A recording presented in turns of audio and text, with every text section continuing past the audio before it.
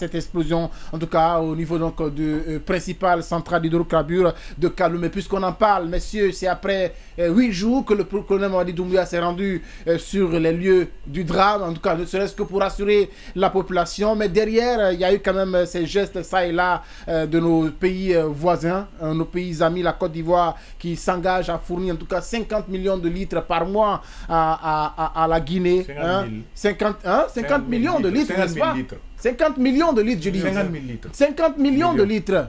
50 millions de litres, le chiffre est important. Ah, oui. C'est pas 50 000 litres, même celui qui peut le machiner en une semaine, je veux dire. Okay. 50 millions de litres, la Côte d'Ivoire s'engage à fournir à notre pays. La question qu'on se pose, Saïd Dembélé, c'est comment, justement, faire face à cette crise-là, messieurs, dans ce studio. Vous étiez là depuis et vous continuez d'y être parce que la tâche est encore difficile à accomplir, puisque tous les jours que Dieu fait, on a besoin de vous pour assister ces sinistrés-là. Nous sommes dans une crise, quelqu'un le disait tantôt, il n'y a pas de carburant, difficile de se déplacer. Comment on gère la crise selon vous, Sonik Diané? Bon, je pense que la crise est gérée avec... Elle est déjà là. Il y a un peu de tâtonnement, oui. Mais il y a une volonté, non seulement des populations elles-mêmes, qui ont vraiment accompagné le gouvernement, qui ont accompagné les citoyens sinistrés, mais quelques tâtonnements qu'il faut éviter. Dans ce genre de circonstances, l'État ne doit pas être alarmiste. L'État doit vendre l'espoir.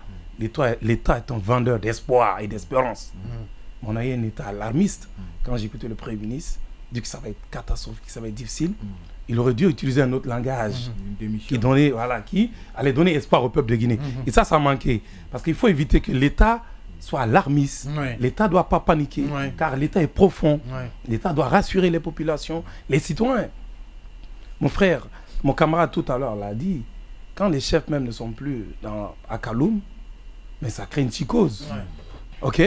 Quand il y a eu le même cas, je pense qu'il y a 2 ans au Ghana, il y a eu une explosion d'une station, de carburant pendant la saison hivernale. Ça fait beaucoup de morts. Même au Nigeria aussi. Mais le président de la République arrivait en même temps. À l'instant, tous les présidents, les anciens présidents étaient là. Rawlins même vivait à l'époque, et Akofo et l'autre, ils sont venus. Et ces séances tenantes, ils ont tenu une communication pour rassurer les peuples ghanéens. Voilà, en des circonstances comme ça, c'est ce qu'il faille faire des chefs. D'accord. Ok. Et maintenant, dans la gestion, il faut aller de façon harmonieuse. Il faut dire la vérité aux citoyens. Il faut informer le peuple avec une information fiable. Il faut la meilleure gestion de tout ce qui rentre. Ok, il faut informer le peuple. Tout à fait. Ok, parce qu'il faut les rassurer. Il faut éviter que les gens doutent. Ok, parce que ceux qui apportent la compassion, c'est pas pour le gouvernement, mais c'est pour aider le gouvernement, mais surtout aider les sinistrés. Donc tous les dons qui doivent rentrer doivent aller aux ayants droit qui en ont besoin. Bien. Amidou, comment on gère la crise? D'abord, l'acte de solidarité de nos pays voisins, moi, ça m'a beaucoup touché. Mais ça ne m'a pas surpris, parce que la Guinée a toujours aidé ses voisins. On a eu de très bons rapports. Du fait qu'aujourd'hui, que la Sierra Leone nous cède la moitié de son dépôt et que le bateau qui a accosté là aille là-bas pour donner du carburant, c'est un acte à saluer.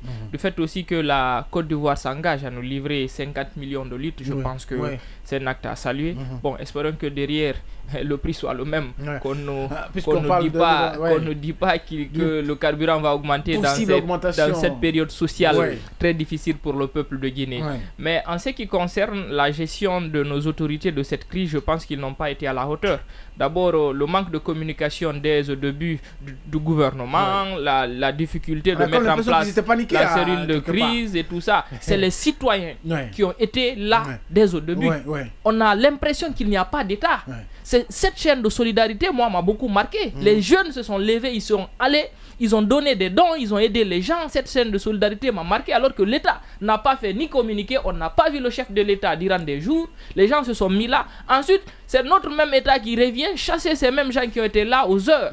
Pendant que les sinistrés de Kaloum avaient besoin de gens. Je pense que ça, c'est vraiment catastrophique. Comme il l'a dit, l'État doit toujours assurer. Mais la communication et du porte-parole du gouvernement et du Premier ministre récemment ne nous rassure pas. Le Premier ministre dit que notre économie, le porte-parole du gouvernement, que notre économie ne fonctionne pas totalement. Ça ne rassure pas les gens aujourd'hui. Du fait qu'aujourd'hui, jusque-là, l'administration tourne au service minimum, ça ne rassure pas. Donc, je pense que depuis 1958, depuis 1984, on devait songer à construire une deuxième capitale, à enlever, c'est-à-dire le centre des affaires à Kaloum. Parce qu'on a tous vu que c'est un danger, c'était prévisible. Et l'État doit nous dire où en est la construction du prochain dépôt. Où en est-on? Qu'est-ce qui est fait? Est-ce que l'argent a été débloqué? Nous sommes où pendant les travaux? On ne nous dit pas. Rien n'est dit. Donc je pense qu'il ne faut pas prendre ça à la légère. Mouta Kalissa, pendant ce temps, le bilan il s'alourdit. On parle de 24 officiellement, même si le Premier ministre préalablement, en tout cas un peu plus tôt, a dit à l'hémicycle que même eux ne savent pas exactement, avec exactitude pour préciser qu'on ne sait pas combien de personnes sont décédées. Mon cher Toumou, c'est un échec total de la part de ce gouvernement de transition par rapport à cet incendie. Il y a quand même des efforts qui sont en train d'être faits. S'il vous plaît, l'échec, c'est à quel niveau? Les premières heures dont l'incendie a eu lieu, il n'y a eu aucune communication de la part de nos autorités. C'est comme une maison qui prend feu, le père de famille sort, il fuit, il prend la fuite. Il laisse les enfants dans le malheur. Vous comprenez un peu? Dans la panique. Donc c'est un échec total de la part de ce gouvernement de transition de ne pas communiquer. L'échec vient de là. Ils auraient dû nous rassurer dès les premières heures en multipliant des communiqués dans les chaînes de télé, des radios. Mais ils ont brouillé, qu'ils ont eux-mêmes fermé. Ils ont bloqué. Non. Pourquoi je le dis? Parce que tout ça concourt à l'échec en tout cas. Voilà, c'est là le gros. Moi, je suis un pédagogue, je suis enseignant.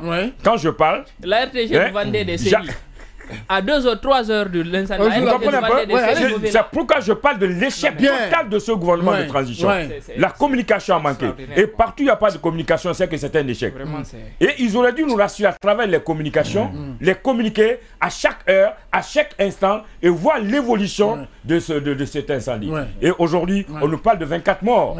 Officiellement. Moi, je m'inscris en faux. Bien. Qu'est-ce que vous en savez? Je m'inscris en faux. Qu'est-ce que vous en savez? La première des choses, est-ce qu'on a demandé, quand il y a eu l'incendie, il y avait combien de personnes qui étaient à l'intérieur du dépôt? Et aux alentours? J'en viens. C'est ça. Et sur les bordures de mer, il paraît-il qu'il y a des gens qui sont logés là. Des milliers de gens.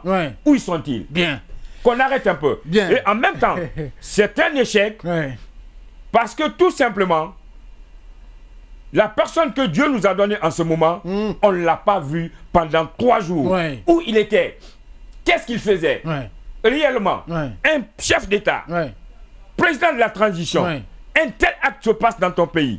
Pendant 2, 3 jours, 4 jours, la population ne te voit pas. Moi, je me suis dit que, je m'excuse du terme, que certainement, il était dedans. C'est pourquoi on ne le voit pas. Moi, c'est l'intuition là qui m'était venue. Mais il faut qu'on soit courageux de dire la vérité. Le colonel nous a abandonnés dans une période critique. Le colonel a abandonné le peuple dans un moment de tristesse. Et le gros regret, les jeunes gens qui se sont donné la peine d'être des volontaires, ils n'ont demandé aucun franc à l'État et aucun franc aux citoyens. Avec leur propre vie, ils sont donnés à la place publique de la grande mosquée. Un beau matin, on vient les déguerpir comme des vagabonds, comme s'ils n'étaient pas des Guinéens. C'est qu'on n'a pas d'immunité dans ce pays. Il faut que cela cesse. Le pays là a besoin d'aller de l'avant maintenant. Là. Oui, un mot avant de passer la parole à... Un mot, surtout, moi je crains. Je crains quoi? On est dans un pays très fragile. Quand un pays est si fragile, on le ressent. Et là, on est dans la fragilité de notre pays. C'est ça. Parce que là, un pays sans dépôt de carburant, et le carburant aujourd'hui est un outil stratégique. Essentiel. On parle de sécurité aujourd'hui, de menaces sécuritaires. Si, je n'imagine pas comment on va relever le défi. Comment on fait? Voilà un peu oui, Mamadou Alpha Bari, votre lecture là-dessus. Oui, c'est une très belle interrogation de la part. Comment on fait? Oui, vous savez, moi, je remercie ces belles interventions de part et d'autre. Vous savez, il faut que le colonel Doumbouya accepte d'ouvrir le dialogue. Il faut qu'il accepte, il faut qu'il se quitte dans cette bancarisation. Il faut qu'il revienne au peuple, le colonel du 5 septembre. Il faut qu'il quitte derrière les gens qui sont en train de créer un rideau avec le peuple. Ça ne peut pas continuer. On ne souhaite pas 2024. Même Kerem Denembo vient de faire un article. Il a parlé de 2024. 2024, c'est une année de danger. C'est une année de gros risques. Il faut que le colonel Doumbouya ouvre le dialogue. Il faut qu'il appelle les acteurs politiques. Tout ça là, en ce moment, on pourra trouver une solution. Mais avec la situation là, des multitudes de problèmes, ils ne pourront pas traverser tout ça là. Il faut qu'ils acceptent encore une fois, qu'ils libèrent encore les radios, parce que imaginez si les radios, si vous aviez accès à l'époque à ces sites-là avec vos reportages, le peuple allait savoir de fil à aiguille ce qui se passe. Mais aujourd'hui, c'est l'opacité totale. Personne ne sait ce qui s'est passé là-bas.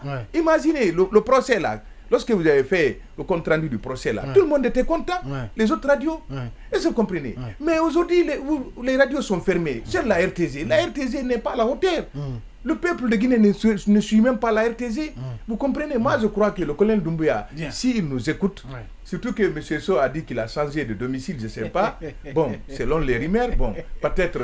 En tout cas, il est au, palais. Et c'est pour vous dire encore, Kaloum aussi, il y a beaucoup de maisons aujourd'hui qui sont en Kaloum là, des maisons d'habitation, il faut et même des bureaux qui sont en risque, qui sont au risque parce que aller dormir là-bas, c'est risqué. Je ne sais pas quand ça va s'écrouler. Est-ce que je vais, pour rendre la, pour clore, et vous savez, jusqu'à présent, il n'est pas trop tard pour le colonel Doumbouya et le CNRD.